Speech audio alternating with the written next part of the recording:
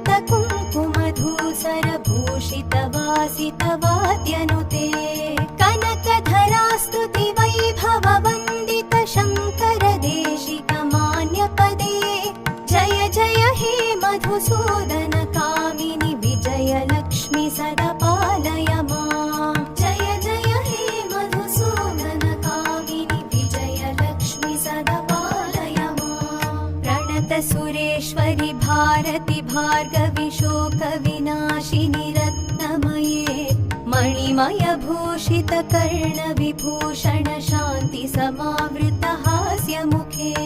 नवनिधिदायिनि कलिमलहारिणि कामितफलप्रद हस्तयुते